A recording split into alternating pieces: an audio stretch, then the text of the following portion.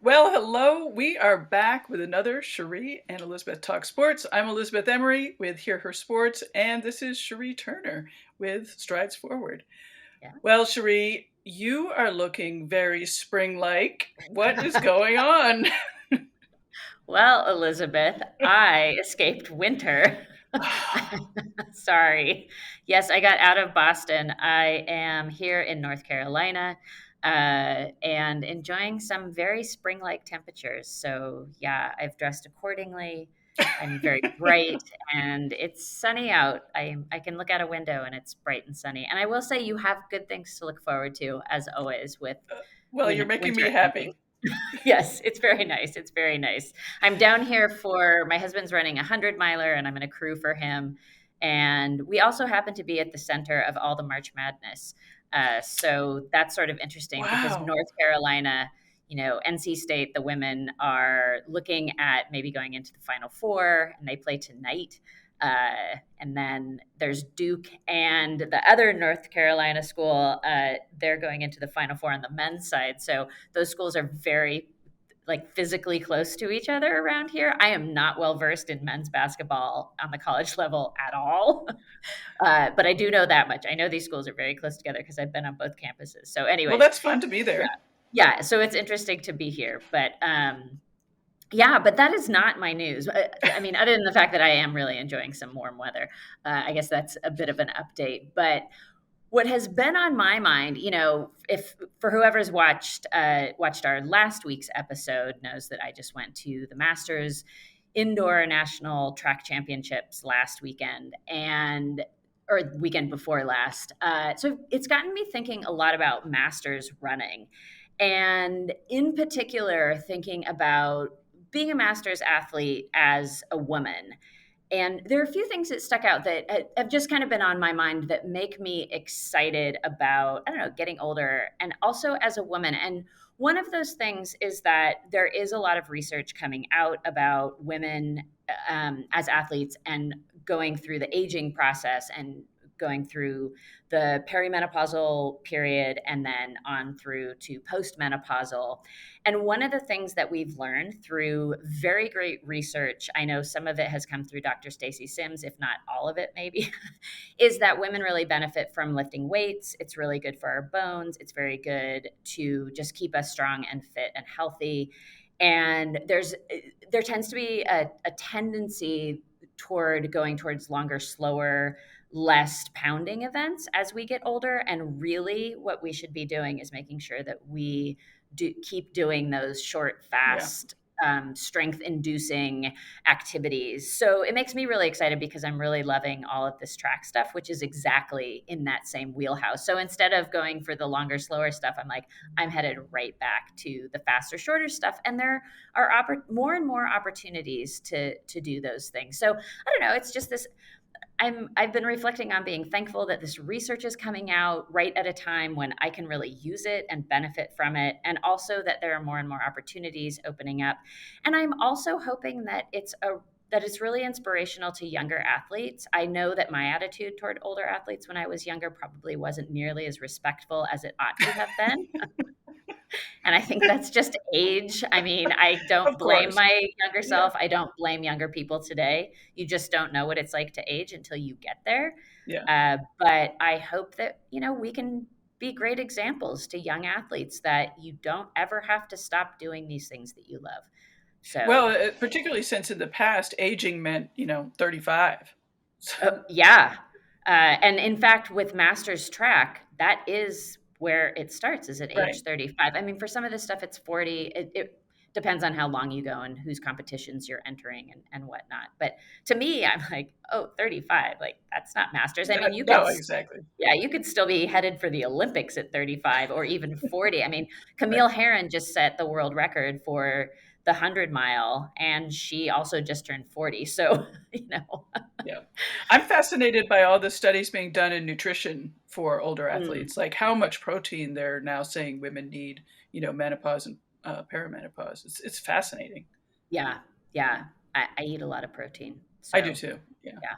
So, and So it I'm happy helps. to have that information too because it's something that I gravitate toward naturally. I really do try and listen to my body a lot, and I like to know that my body is telling me things that science is backing up. So Well, I that's don't nice. gravitate toward protein, so it's been very helpful, and it's been Good. helpful to read the research, saying, okay, yeah, maybe I really should eat a lot of protein. So Right. it's cool. It's Focus on very that a bit cool. more. Yeah. So what about you? What's on your mind this week? What's on my mind is I'm still injured, and to be more specific, it's that when I started running after skiing all winter, and again, I started very slowly. I didn't, go out for a 2-hour run, and my knees swole up, and in particular, my right knee looks like I'm hiding a golf ball under Ugh. under my skin, sort of on the outside of my knee, and it's way better today, and it's not painful. It's not painful at all. It's like it's very obvious to me that it's congested, that there's a lot of crap going on in there. But so I've been thinking about rehab and all this stuff. And one thing that cracks me up is I do not do yoga or stretch enough.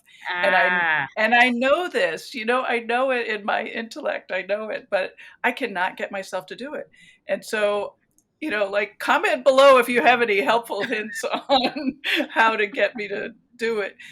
But I mean, I've even done for the past, I don't know, 5 or 6 years, I've done the January 30-day yoga challenge with Yoga with Adrian. And I always think, oh, after 30 days, I'll smooth right into doing it every day. And it's never happened. This year, I thought, okay, I know already that I'm not going to do it every day once the 30-day challenge is over. Maybe I'll do it every other day or whatever. And I cannot manage. And it's so stupid. yeah. I mean, I don't want to say that you're stupid or that you're I looking didn't say I backwards. was stupid. It's Right. stupid that I'm not doing it. Okay, I guess I can get behind that also because I do the same thing. I Yeah. know that yoga makes me feel better. I do have some recommendations, and I will leave a comment about this because I'll leave you the link. A friend of mine did some videos. She's a amazing yoga teacher, and she did some videos over COVID. And there's a 30-minute. It's very basic. It's very good. And I turn to that, but even that, like I really try and do it like twice a week. And if I get it in once a week, man, I'm It's patting big myself. celebration, I know. Yeah. And it's so like it's easy. It's really nice. I enjoy it. But I I'm do with you. too. I have the Once hardest time. We really need to turn this ship around. We're going to focus on this and we'll come back in a later episode okay. and talk about how we became successful at this cuz Yeah. like and it's funny for me to hear you say stuff like this because like I think of you as all your past successes as an athlete. I'm like I know you're disciplined. I know that you're just very dedicated and motivation isn't a problem for you. And I feel similarly about myself and I'm like why is this so hard? Exactly. I, It's I so yeah, it's so weird. The funny thing is I think I've said that I have a coach, and if she puts it on the calendar, then I will do it. But the thing is that I know that she also hates yoga, and so so when she puts it on the calendar, I'm always like, whatever. She hates yoga too. yeah, I should yeah. be clear. I'm like you. I don't hate it. I love it. Right. When I Yes. do it, I love it. But I cannot get myself to the mat. So Yeah, and I have trouble with that language too because maybe what I hate is that I can't get myself to do it. I don't know, yeah, and I do wonder it makes me think about when I talked to Jay Grunke of the Balanced Runner and she teaches the way she teaches people to do running form work because that is her expertise is running form and movement and her method is very unconventional and it's sort of the antithesis of what we think of as training. And I sure. wonder for Yeah, athletes like us who have done very, very strenuous activities, if that it is just counterintuitive to do something that feels so easy and nice as yoga and think that you're actually making a difference. I really wonder if it that's could the very well case. be. Yeah, it could very It well be. just it doesn't feel hard enough to be making a difference. I'll admit, I also have logistical issues because I like to get up, and there actually is research that perimenopause and menopause women should get up and eat right away. So I like to do that, which Ah. means then I'm not doing yoga right away. And then, okay, so at what point do you interrupt your work? And then I have a friend who I was trying to coordinate with, but she does it really late and then eats afterwards. And I don't like to eat too late. I mean, see, I have endless excuses. Right. I was just like, wow, you just pile them up. And I'm gonna grab some of those for myself. Yeah. Oh We'll boy. figure it out in a We couple of will. weeks. We'll have to come back to it. Okay. Yeah. Yeah. Well, to move on, the episode for the week is one of the Hear Her Sports episodes, and it is with Ishfeen Jolly, who founded Open Sponsorship. And Open Sponsorship, I loved learning about this. I loved learning about sponsorship and how, particularly, how lesser athletes, and I don't mean, not the big stars, not in Yeah. football, basically, and all the top sports, and also college sports. She worked with college athletes, how they're able to work with smaller brands to actually earn some income. It fascinated me. Yeah, yeah. And it was, I don't know if you want to explain how her company works, but I thought it was such a smart idea. And I have so many things I want to say about it. Okay, so just briefly, it's very easy. It's like Airbnb, like the brands sign up and the athletes have already signed up. So the athletes, I guess, yeah, it's just like Airbnb. There's nothing else to explain. You just Yeah. go on and you find your match, and it's beautiful. Yeah, and one of the things that I immediately thought about was, you and I have talked about how women's sports is just different. And so I look at something like this, it's like she's created this whole new way of going after sponsors because, like she talked about in your interview, that the traditional way is you get an agent and the agent works for the athlete and goes and gets the sponsorship, or an athlete pounds the pavement on their own.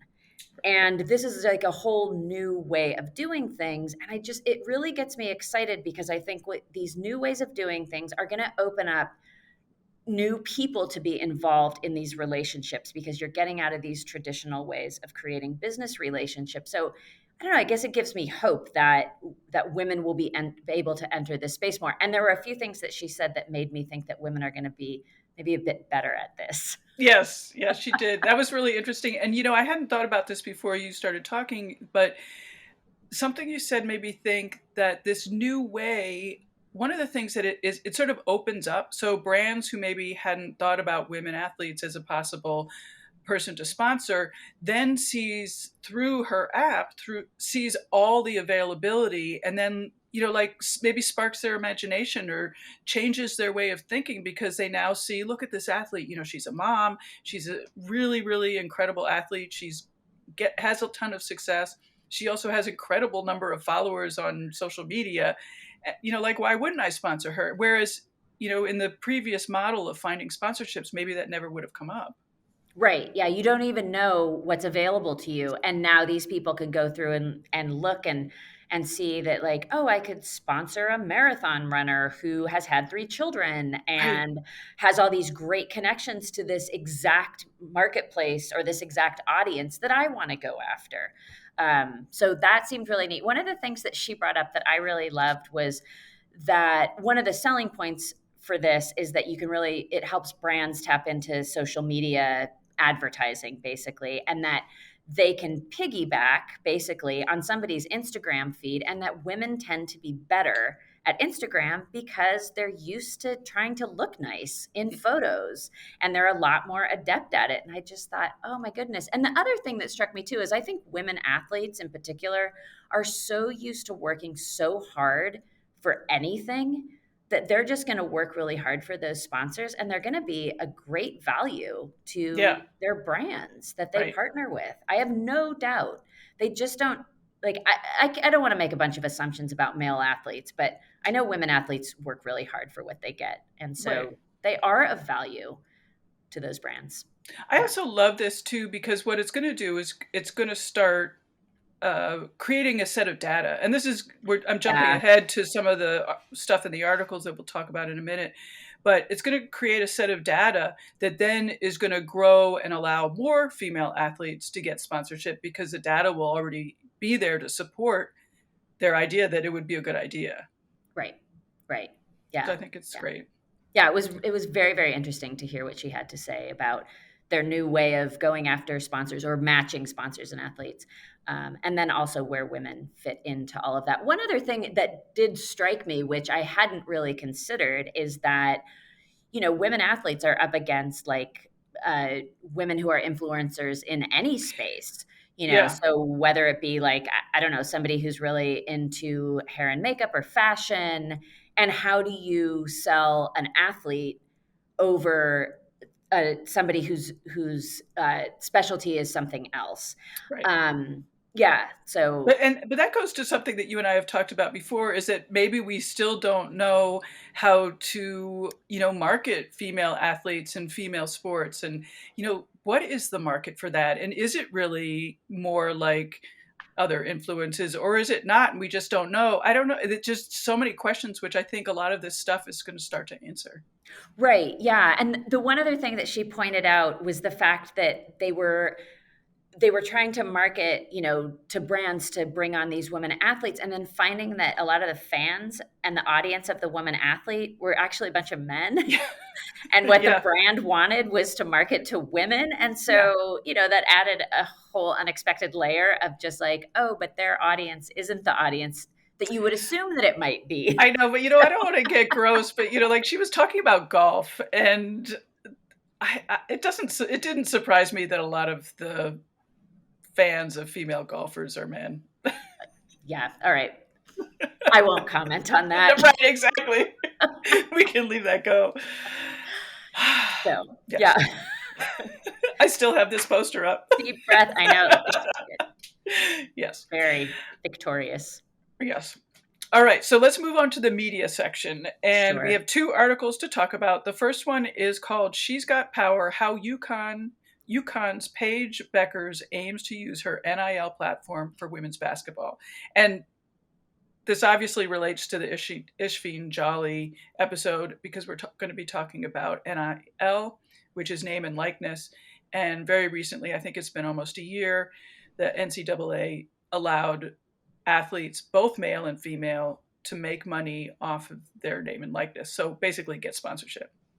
So this is an article from March 2022 by Charlotte Carroll and Mike Vorkunov. And it's about Paige Beckers, who is a basketball player. She's the reigning Naismith Player of the Year, and she's at UConn. And she was the nation's #1 recruit out of a high school in Minnesota. So what did you get from the article? Well, what did I get from the article? Well, I was shocked to know that an Instagram post from her is worth about $60,000, first of all. But I know, that was fascinating. I have to say, that was fascinating. That was yeah, super yeah, fascinating. And it goes back again to the Ishfeen Jolly episode, where she's talking about how valuable those posts are, which I think even making it transparent that that's the value of that thing yeah, is super important. yeah, yeah. So it Anyway, was interesting. The one nice thing that this article points out is how smart she's being with the help of her agent. So, let's also clarify that this is big money. This is, something most people, I think, would associate professional athletes with having to deal with. But here she is. She's a younger athlete. She's very, very popular. And so she's working with, a professional management agency. They bring up later in the article that she has the same agency as Sue Bird. So just for an example. yeah. So, I like that this NIL situation exists now, because these athletes, to everybody's mind, they're really sort of being taken advantage of, because the NCAA is making loads of money, and these athletes weren't making any money. So now that they can capitalize on the work that they're doing and the popularity of their sports. So I really do like them, or I really do like the fact that they can do this now. One of the things that really struck me is that she's one of the first athletes to start getting these really, really big contracts. They're saying that she has endorsements almost up to $1 million at this point. She's really knocking on the door, and for certain she'll get past that number. So, I mean, there's some real money here, and that she's using this as a platform to talk about things like equity and to promote women in sports in general, especially basketball, so that she's really using this as a platform for something bigger than just like, I'm going to talk about some products and make a bunch of money and walk away. So that I really liked. I also like the fact that she's found sponsors who are really into that. And also they talked about one of her big sponsors was a company called StockX, and they're this resale platform for a variety of products. And one of the things they were talking about was the fact that they are working with her to sort of develop this way of marketing. They had done a lot of talks with her before they even signed her on about how they're going to market her and how they're really going to go after a female audience in new ways. And who's to say whether or not they're going to get it right, but at least they're thinking differently. And I was really, really pleased to see that. So, sort of my bigger takeaway from all of this, coming to some sort of conclusion here, is just that I think it opens the door for people to be more creative with going after these sponsorships and working with these young, really uh, very Smart. very smart and famous young Yeah. women athletes and Yeah. marketing them in ways that really highlights their value. So I think we're going to see some new and interesting ways of going after sponsorship. I think it's super, super exciting. There are a lot of pitfalls that could happen. Of course. It's not a Always. panacea, But but I think there's a lot of potential. Yeah. I do too. And the other thing that I really like, since I'm becoming data lady in these videos, is that the company that they're working with has data, will be Yes. tracking the data. So Yeah. again, going to the longevity of, like what this means when women start making money, the data will be able to prove that it's her being sponsored that is making money. And she in the future will be able to point to that data and say, look, this is what I've done with stock X. And in addition, other female athletes will be able to point to Paige's data and say, look, this is, women do sell product. Because again, we're dealing with sort of an antiquated view that women athletes cannot sell product. And Right. that's one Yeah. reason why women athletes have had such a trouble finding sponsorship, is because we're dealing with this antiquated view and there is no data. So I just love that there's data. And then also sort of for the longevity of it, like she is making money, Paige is making money. And as a result of making money, she can hire, this Yeah. marketing firm and make more money. And she is able to partner with really big brands, which then spreads her message further, and she has real influence. Like Right. she has big goals, not just for herself, but for she talked about in the SB Awards. Was it the SB Awards? Yeah, I think it was the SB Awards, uh, about increasing the influence of Black athletes. Yes. So Yeah. she has real purpose, and this money is allowing her the platform to do it. And the money also makes it more important. I hate to say that, but Yeah. that's the It's reality of true. the situation. Yeah. So I think it's super important. And since I'm already getting into longevity, I'm going to move to the next article, which is NIL is helping female athletes bridge the income gap in college and beyond. And again, all of the links for everything that we talk about will be below. But what for me was important about this article was the beyond part, Right. because there's a group of athletes, including Sedona Prince and also Dawn Staley, which I thought was really interesting, who are promoting the idea or pointing out that women athletes have 30%, here I'm going to botch this up, have 30% less retirement income than men. And retirement income is like way in the future kind of retirement income. And I just think this is really interesting because of the tangled web that I always talk about, Yeah. that if you don't make money in college, then it just, like it expands forever and you don't have money to retire with. So I think it's really interesting that, they're finally, this is the first time I've seen athletes that are as young as Sedona Price talk about their future, which I think is super interesting.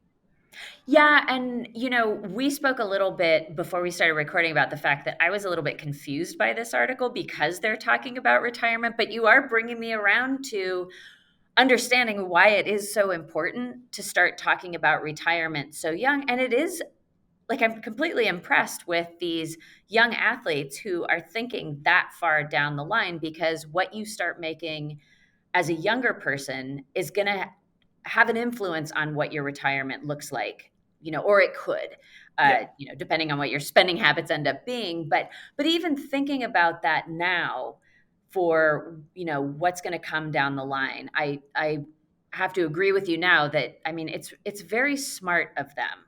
And just recognizing that these inequities, like, they start at a young age and they move all the way through to when you're in your retirement years. Right. And I So, bet USA Soccer has a lot to do with this because I think they sort of started that discussion about, how income of female athletes really has repercussions for the rest of their life. I know Megan Rapinoe has talked about that. And, I mean, even I sort of wondered if maybe they're not talking about, I mean, yes, they're literally talking about retirement, but I wonder too if they're talking sort of metaphorical retirement, like, um, that transition of when you can no longer be an active athlete and having to yes, figure out what's next. I mean, it's not going to happen instantaneously, or for everyone, it's not going to happen instantaneously. And if you're not, in the poorhouse, then you have a little bit more freedom to figure out, to spend time to figure out, to rest, mentally and physically from your athletic career and figure out what's next without, jumping to things. And then I also wonder if, I recently heard or read that we're not supposed to talk about the athlete that is in Russia right now. So I won't mention her name, but I wonder too, in basketball, you know, it's so topical to think about all the athletes that play overseas because they aren't making in the WNBA, they aren't making the money that right, they make in NBA, and they are having to go overseas, or they're choosing to. I mean, yes, they're choosing to go overseas, right. but the income that they make overseas is just so much greater than they make here. And what they make here, it's in some cases okay, but it's not really a good living, and it's not something that's going to lead to a good retirement.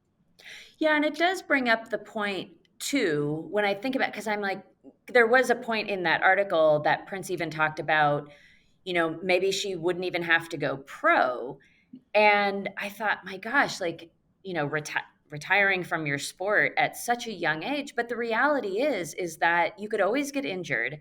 Right, Something can happen, and you really do need to capitalize on when you are a star player. You right. just never know how long that career is going to last. And when you are giving it your all and you are working like a full-time professional athlete in college, that, yeah, you need to be making your money then as much as you possibly can, because you may be retiring either because you want to or because you have to. And That's at such a good some point. point, yeah, you are going to have to retire younger than 65, which is of course what we Right, normally think of as right, retirement age. Athletes have to retire much earlier than that because a lot of times you can't go on that much longer. right. So yeah, there's a lot of intelligence, and even more than I think I recognized, well, more than I recognized when I first read this article, there is an intelligence in really utilizing these NIL situations for being able to capitalize on when you're really at your very, very best. Even if you are going to go on and become better and play in something like the WNBA, or we've seen some runners lately that are just absolutely crushing it well into Right. their 30s and even up until their 40s.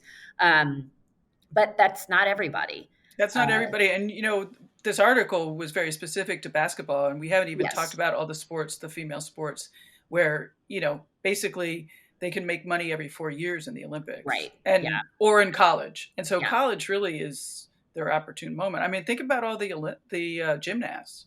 Oh, You yeah, know, gymnasts, swimmers, like, yeah, a lot of these athletes are that right at that age. yeah. So, yeah.